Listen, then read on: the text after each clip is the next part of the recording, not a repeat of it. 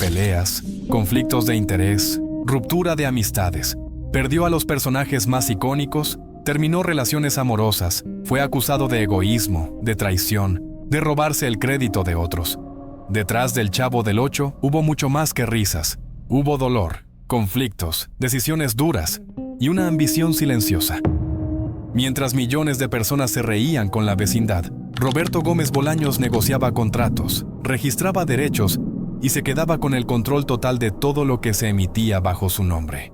¿El resultado? 94 países, 350 millones de espectadores, traducción a 50 idiomas, más de $1.500.000 anuales solo en repeticiones, y una fortuna personal que superó los 50 millones. Pero, ¿cómo logró eso con un programa de cartón? ¿Por qué su legado, aún fuera del aire, sigue haciendo girar millones de dólares? ¿Y si te dijera que El Chavo también es una historia de poder, ego y control? ¿Realmente conoces a Roberto Gómez Bolaños? El Chavo del Ocho no solo fue popular, fue un evento global. Alcanzó su punto máximo en los años 80 y 90, cuando se retransmitía semanalmente en más de 20 países al mismo tiempo. En Brasil, fue el programa extranjero más visto de la historia. En México, sus repeticiones generaban más de $1.500.000 anuales solo en publicidad y derechos. Se dobló a más de 50 idiomas y alcanzó una audiencia estimada de más de 350 millones de personas en todo el mundo. Durante años, ocupó franjas estelares de televisión sin necesidad de nuevos episodios. ¿Te imaginas una serie que, sin producir contenido nuevo, siga generando millones por décadas? Según Forbes México, la fortuna personal de Roberto Gómez Bolaños, al momento de su muerte en 2014, rondaba entre 25 y 50 millones de dólares. Pero si sumamos lo que generó todo su universo, El Chavo, El Chapulín, shows teatrales, libros, cómics, giras y productos licenciados, hablamos fácilmente de más de 100 millones de dólares en ingresos acumulados. Y la pregunta que nos hacemos es, ¿cómo lo hizo? ¿Cuál fue su fórmula para transformar algo tan simple en un negocio sin fecha de caducidad? Roberto no empezó como actor. Estudió ingeniería, pero muy pronto encontró su vocación en la creatividad. En los años 60, ya era uno de los guionistas más buscados por comediantes como Capulina y Viruta. Pero no era solo bueno escribiendo chistes, era bueno entendiendo cómo venderlos. Trabajó como creativo en agencias de publicidad, y ahí aprendió algo que muy pocos artistas comprenden. Una buena idea puede valer millones, si sabes protegerla. Cuando llegó su momento en la televisión, no pidió fama ni un sueldo alto. Pidió algo mucho más poderoso: control absoluto sobre sus personajes y guiones. Y así nació Chespirito, el hombre que no solo escribía e interpretaba, sino que también registraba legalmente cada nombre, cada frase y cada melodía que aparecía en sus series. Lo que parecía una comedia sencilla, se convirtió en una fábrica de propiedad intelectual, lista para ser vendida, licenciada y explotada comercialmente en todo el continente. El modelo de negocio de Bolaños era brillante por su simplicidad. Las producciones eran baratas, sets fijos, vestuarios que no cambiaban, pocos efectos, reparto limitado. Pero eso no era un defecto, era una ventaja. Al reducir los costos, podía producir más contenido y enfocarse en la distribución. Además, no vendía sus series como otros. Las licenciaba por país, con contratos renovables. Así, si un canal de Perú, Ecuador o Venezuela quería seguir transmitiendo El Chavo, tenía que pagar cada cierto tiempo. Nada de ventas únicas, solo acuerdos que mantenían vivo el ingreso.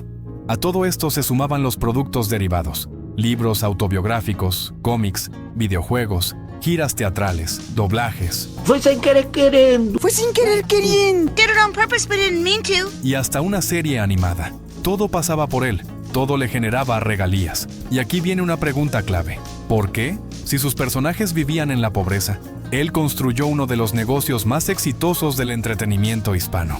¿Fue una ironía o una genialidad silenciosa? Cuando Roberto Gómez Bolaños falleció en noviembre de 2014, muchos pensaron que el legado se apagaría, pero ocurrió todo lo contrario. Su contenido seguía en TV abierta, en cable, en YouTube. La versión animada aún tenía nuevos episodios. Las ventas de productos oficiales seguían activas. Y aquí va otro dato sorprendente. Incluso muerto, Bolaños seguía generando dinero. Su familia, liderada por su hijo Roberto Gómez Fernández, heredó los derechos de transmisión, imagen y comercialización. Se estima que el universo Chespirito genera todavía entre 1.500.000 y 2 millones de dólares al año. ¿Te has preguntado cuánto gana una familia por solo mantener vivo un personaje registrado? ¿Y qué pasaría si un conflicto pone en pausa ese flujo constante de ingresos? Eso es exactamente lo que ocurrió a partir de 2020. Aquel año, todas las series de Chespirito desaparecieron del aire. Sin previo aviso, dejaron de emitirse en México y en el extranjero. El motivo fue un conflicto entre la familia Gómez Bolaños y Televisa. Y lo que estaba en juego no era nostalgia, eran millones de dólares en derechos y licencias. La familia exigía un nuevo contrato más justo. Televisa, en cambio, quería mantener condiciones anteriores. El resultado fue una retirada total. Ni el Chavo, ni el Chapulín, ni los Caquitos. El contenido fue congelado, pero la reacción del público fue inmediata. Campañas en redes sociales, cartas abiertas, hashtags virales. Porque una cosa quedó clara.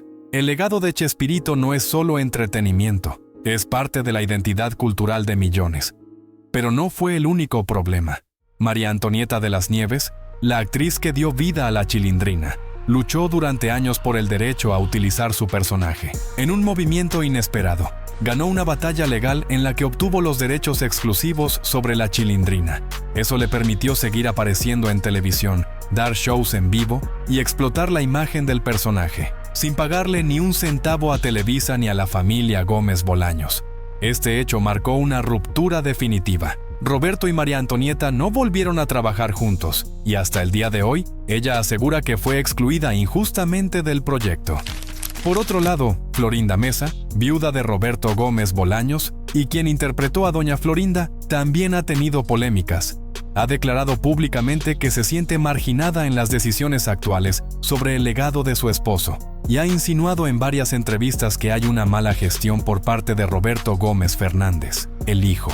Además, fue duramente criticada por sus intentos de mantener el control total sobre las propiedades intelectuales de Chespirito, lo que la enfrentó no solo a Televisa, sino también a sus excompañeros de elenco. ¿Fue todo este imperio construido a costa del conflicto? ¿O simplemente se adelantó a su tiempo en un medio donde pocos sabían proteger sus ideas? ¿Y qué parte del legado se está perdiendo hoy por no poder resolver estas tensiones internas? Roberto Gómez Bolaños fue más que un comediante brillante. Fue un visionario del contenido. Su caso es estudiado hoy como ejemplo de branding, licenciamiento y posicionamiento global. Primero, controló su propiedad intelectual desde el principio. Nada salió al aire sin estar registrado a su nombre. Segundo, construyó un universo narrativo escalable, con personajes múltiples, tramas paralelas y capacidad de adaptarse a distintos formatos. Y tercero, mantuvo siempre una conexión emocional con su audiencia. Mientras otros iban por la polémica, él apostó por el cariño, la inocencia y el humor blanco. Y eso, en un mundo saturado de escándalos y superficialidad, es oro puro. Mientras todos veíamos a un niño pobre que vivía en un barril, detrás de cámaras, un hombre escribía, registraba, negociaba y diseñaba uno de los modelos de negocio más exitosos de la televisión hispanoamericana. Roberto Gómez Bolaños fue el creador de un imperio sin necesidad de efectos especiales ni grandes presupuestos, solo con una pluma, un libreto y una visión. Crear algo propio, hacerlo crecer y no soltarlo jamás. Y aunque por años sus personajes estuvieron fuera del aire, en 2024 regresaron oficialmente a la televisión, demostrando que su legado sigue más vigente que nunca. Porque detrás de cada capítulo, cada frase y cada carcajada, hubo siempre una mente que entendió cómo convertir creatividad en patrimonio duradero. ¿Tú también creciste con el Chavo del Ocho? ¿Qué personaje te marcó más? ¿Crees que su contenido sea irreemplazable? Déjalo en los comentarios. Y si esta historia te sorprendió, suscríbete. Cada semana te traemos cómo grandes artistas y creadores convirtieron su talento en fortunas reales.